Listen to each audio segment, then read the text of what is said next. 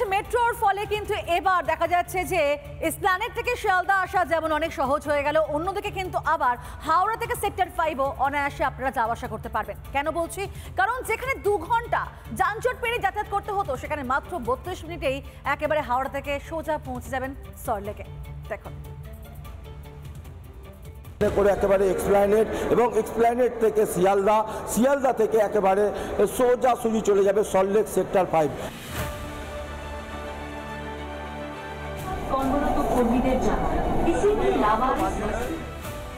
আপনাকে কি কর্মসূত্রে রোজ সল্টলেক আসতে হয়? দূর দূরান্ত থেকে হাওড়া স্টেশনে পৌঁছে সল্টলেক পৌঁছাতে হয়রানির শিকার হতে হয়? তাহলে আপনার মুশকিল আসান। প্রায় 2 ঘন্টার পথ পৌঁছে যাবেন মাত্র 32 মিনিটেই, সৌজন্যে ইস্ট ওয়েস্ট মেট্রো।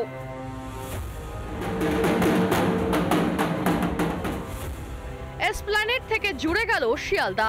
স্টেশন থেকে ইউপিআই এর মাধ্যমে আমি টিকিট কাটলাম, চলে যাব সেক্টর 5, দাঁড়াবো শিয়ালদা স্টেশনে। এই আমি টিকিট কাউন্টার থেকে টোকন নিলাম,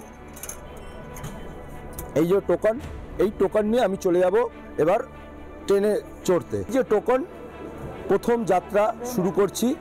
এখন ঘড়ির কাঁটায় বাজে 7টা 11। সিঁড়ি থেকে নেবে এবার চড়বো মেট্রোতে এবং মেট্রো আসবে, আর সেইতে চড়ে আমি চলে যাব একেবারে শিয়ালদা এবং শিয়ালদা থেকে একবার দেখাবো যে কত সময় লাগে শিয়ালদা যেতে। বাজে 7টা 25, একেবারে টাইম অনুযায়ী আমি ট্রেনের দরজা খুলবে, এই মেট্রো স্টেশনে ট্রেনের দরজা খুললো, আমি প্রবেশ করলাম এবং আমি চলে যাব এর পরের স্টেশন হচ্ছে শিয়ালদা। কারণ আমাদের যে রেগুলার বাস জার্নির যে অসুবিধা ছিল সেখান থেকে আমরা মুক্তি পাবো। আমরা পলিউশন ফ্রি এসি মেট্রোতে করে যাতায়াত করতে পারবো।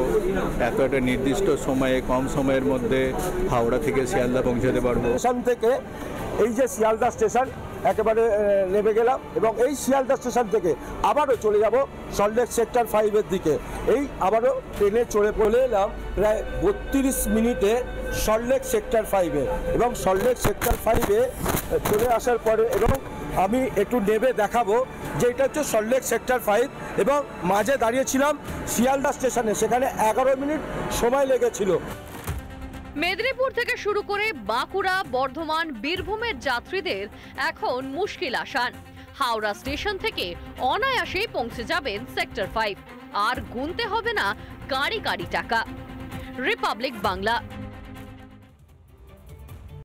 নানা ধরনের কন্টেন্ট দেখার জন্য লাইক করুন, শেয়ার করুন আমাদের ফেসবুক পেজ, সাবস্ক্রাইব করুন আমাদের ইউটিউব চ্যানেল। পাশাপাশি অন্যান্য ব্রেকিং নিউজের জন্য অবশ্যই চোখ রাখুন রিপাবলিক বাংলায়।